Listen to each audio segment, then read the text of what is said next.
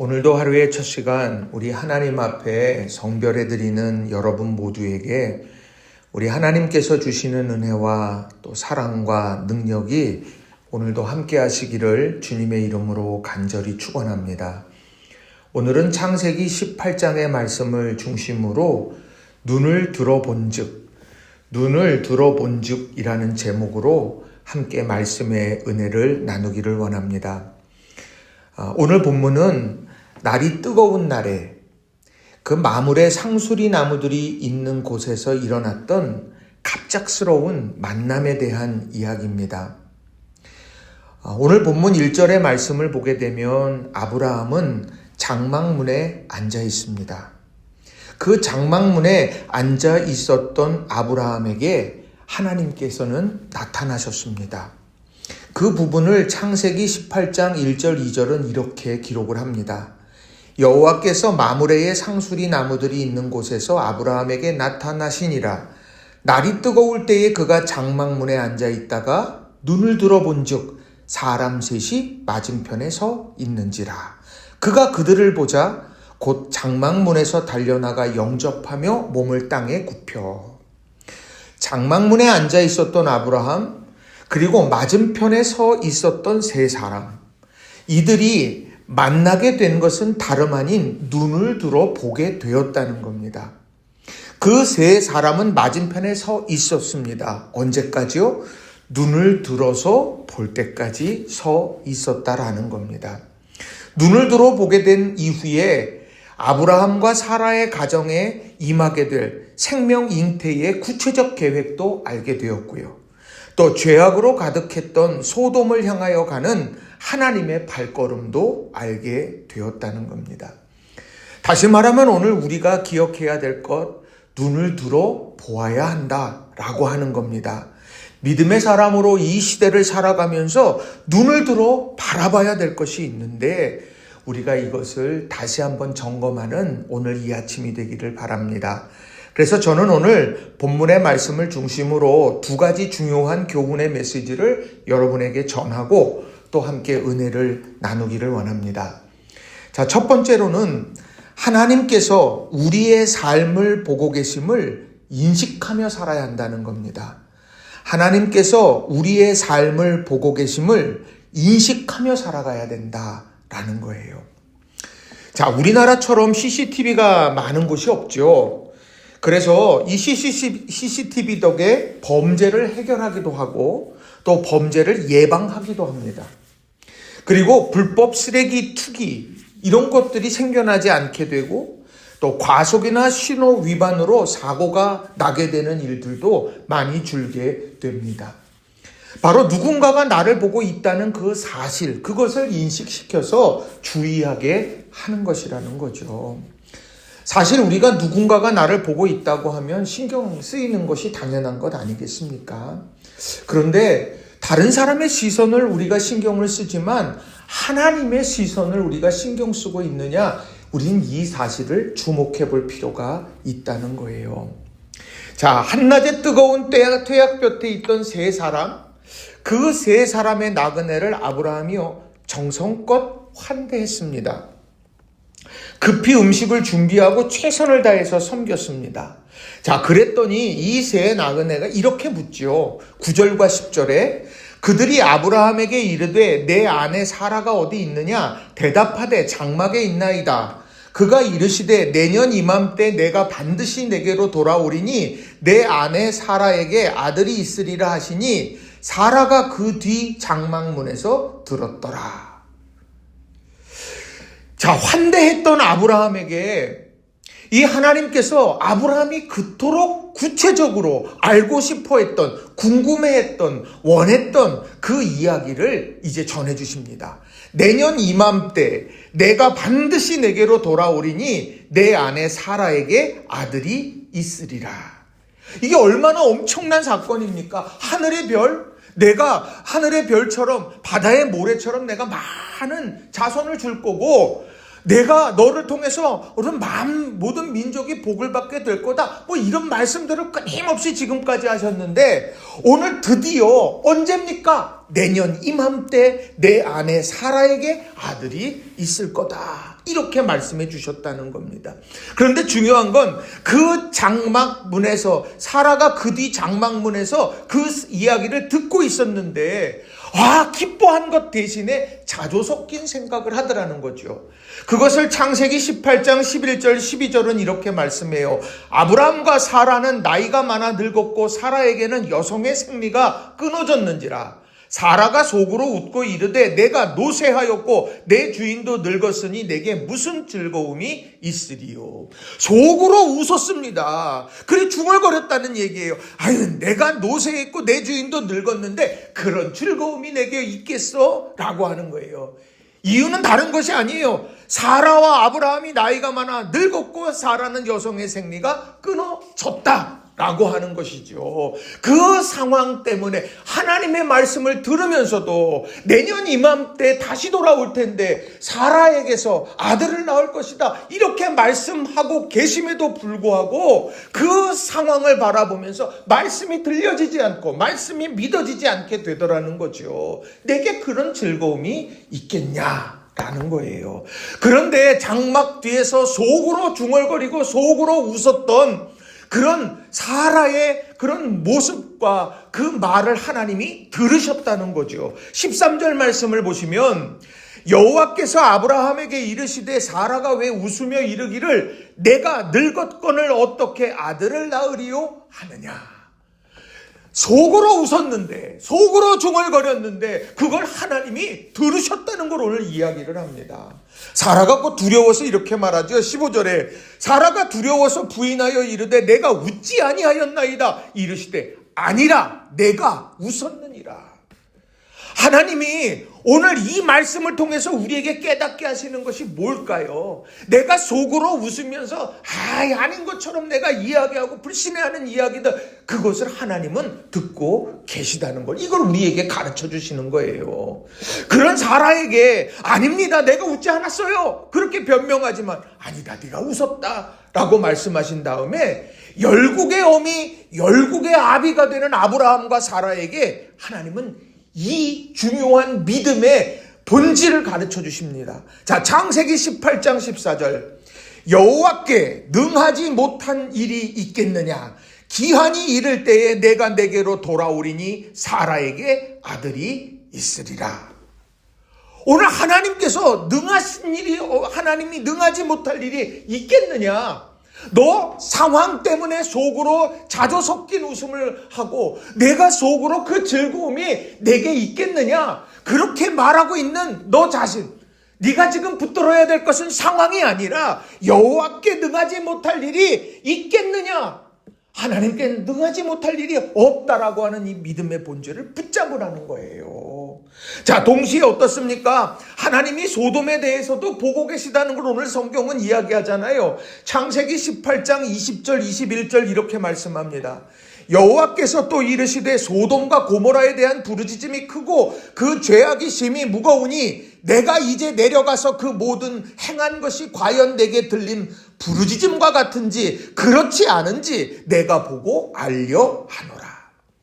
하나님께서는요, 바로 소돔의 울부짖는 소리가 컸고 사람들은 엄청난 죄악을 저지르고 있는 그 상황 속으로 하나님은 들어가십니다. 가서 보시고 아시려고 하는 거예요. 내려가십니다. 그것을 보시려고 알려고 다가가십니다. 이게 오늘 본문에서 가르쳐 주시는 말씀이에요. 사람들은요, 잊어버려요. 죄악을 행해도 하나님은 아무런 일도 하지 않으실 것 같고 오늘 내가 내 삶에서 내가 누리고 있는 이 권세와 힘이 나를 지켜줄 거라고 그렇게 착각하다 하고 있다라고 하는 거예요. 그런데 오늘 본문에서 뭘 이야기하느냐? 그 소돔과 고모라에 대한 부르짖음을 하나님은 들으셨고 죄악의 심이 무거운 걸 알고 계셨고 이제 내려가서 그것을 보시고 결정하시겠다 말씀하신다는 거예요.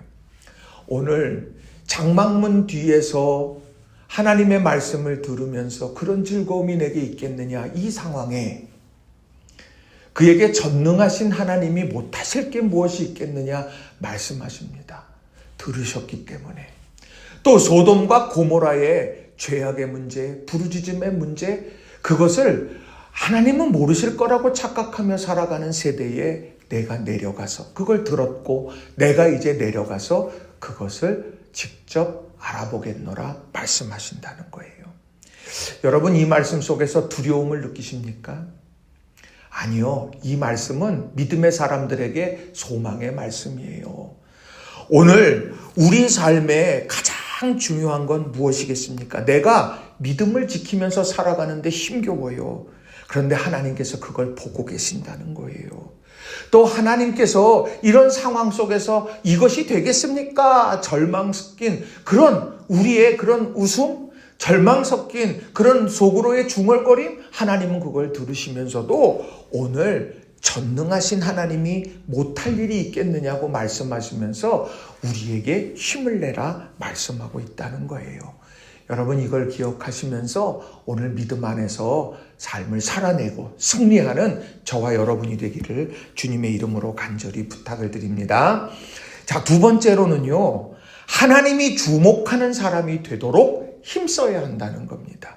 하나님이 주목하는 사람이 되도록 힘써야 한다라는 거예요.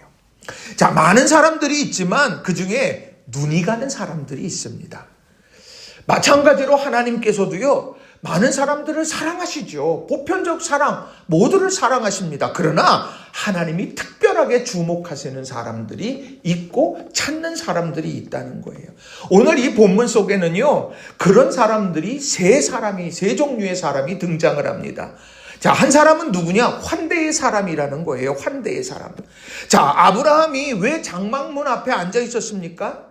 한창 더운 대낮이었기 때문입니다. 너무도 힘들죠. 그런데 그가 눈을 들어서 보았더니 세 사람의 나그네가 서 있었던 겁니다. 그리고는 그들에게 최선의 환대를 합니다. 자, 어떻게 환대했는가 성경을 읽어보다 보면 뜨거운 대낮에 손님을 섬기기 위해서 빵을 만들라고 사라에게 이야기합니다. 자, 갑작스럽게 빵을 만들어요. 더운데 불에서 요리를 하는 거죠. 자, 뜨거운 한낮에 손님을 섬기기 위해 기름진 좋은 송아지를 이제 선정해서 그것을 요리하게 합니다. 아브라함과 하인들이 한 일들이에요. 급작스럽게 나도 지쳐 있는데 그가 지금 손님을 접대하기 위해서 급히 이런 요리를 하고 있다라고 하는 것이죠. 상상만 해도 얼마나 덥습니까? 얼마나 힘들겠어요. 그런데 중요한 건 오늘 이러한 모든 일이 이렇게 해주면 내가 뭘 가르쳐 주겠다. 이렇게 하면 내가 무엇을 주겠다고 하는 조건에 따른 행동이 아니라는 거예요. 순수한 사랑의 섬김이었다는 거죠.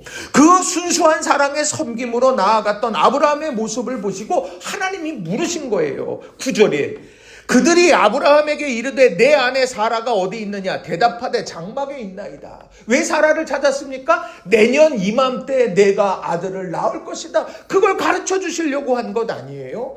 오늘 하나님께서는요, 이런 환대의 사람, 내가 어떤 조건 없이 사랑으로 나아가는 사람, 그 사람을 주목해서 보신다는 걸 말씀합니다. 또 하나 어떤 사람입니까? 중보의 사람을 주목해서 보세요. 하나님이 이제 아브라함에게 나그네 여정에 대해서 왜 이 나그네 길을 걸어가고 있는지를 설명하십니다. 그 내용은 이거예요. 창세기 18장 22절 23절입니다.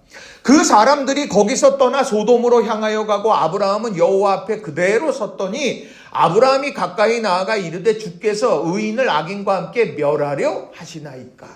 하나님이 가서 그 죄악의 문제, 부르짖음의 문제, 그 상황을 내가 보겠다. 그리고 묻는 거예요. 하나님, 멸망시키려고 하십니까? 그런데 의인도 같이 멸망시켜서는 안 됩니다 하면서 하나님 앞으로 나아가더라는 거죠. 그래서 그가 여호와 앞에 그대로 섰더니 하나님 앞에 지금 마주한 거예요. 자기에게는 지금 축복해 주신다고 말씀하셨으니까 그들이 어찌되든 상관없습니다. 돌아선 게 아니라 그 멸망으로 치닫고 있는 그런 상황, 시시각각 다가오는 심판의 상황, 이 상황 속에서 가슴에 안고 그 상황을 가슴에 안고 하나님 앞에 섰다는 겁니다. 그리고 계속해서 이야기하죠. 우리가 잘 아는 말씀 아닙니까? 자, 오늘 여기에서 계속해서 사람 수가 줄잖아요. 의인을 찾는 숫자가 줄어요. 그러면서 하나님하고 이렇게 왔다 갔다 이렇게 말씀 나누는 그런 내용이 설명되는데, 저는 여호와 앞에 서게 될 때에 아브라함이 어떻게 고백하고 있느냐를 좀 주목해 봤어요. 27절에 보면 아브라함이 대답하여 이르되 나는 티끌이나 재와 같사오나 감히 주께 아뢰나이다. 30절 아브라함이 이르되 내 주여 노하지 마시옵고 말씀하게 하옵소서. 31절 아브라함이 또 이르되 내가 감히 내 주께 아뢰나이다. 32절 아브라함이 또 이르되 주는 노하지 마옵소서 내가 이번만 더 아뢰리이다. 뭘 맡겨놓고 그걸 내놓으라고 하는 게 아니에요. 하나님 앞에 나는 지금 이럴 자격이 없지만, 나는 이렇게 말할 수 있는 사람은 아니지만, 그러나 하나님 내 이 기도 이 간구 하나님 들어주세요. 거기에 의인을 함께 멸하시면 안 됩니다 하면서 그 성읍을 위해서 중보하더라는 거죠. 저는 하나님이 찾으시는 이 중보기도자의 모습, 에스겔서 22장 30절 말씀을 떠올렸어요. 자, 에스겔 22장 30절에 보면 이 땅을 위하여 성을 쌓으며 성 무너진 데를 막아서서 나로 하여금 멸하지 못하게 할 사람을 내가 그 가운데서 찾다가 찾지 못하였으므로. 하나님이 누굴 말씀합니까? 성을 쌓는 사람, 그리고요 성 무너진 데를 막아서서 멸하지 못하게 할 사람. 이게 뭡니까? 바로 중보기도자라는 거예요. 이 중보기도자 한 사람이 얼마나 큰 일을 감당하겠습니까? 가정을 위한 중보기도자가 있다는 것 위대한 일이에요. 우리가 일터와 가정 또 우리 나라와 민족 위에 이 중보기도자가 서 있다라고 하는 건 놀라운 은혜입니다. 왜요? 하나님이 주목하고 찾고 계시기 때문이라는 거죠. 오늘 우리가 그런 사람이 되어야 돼요.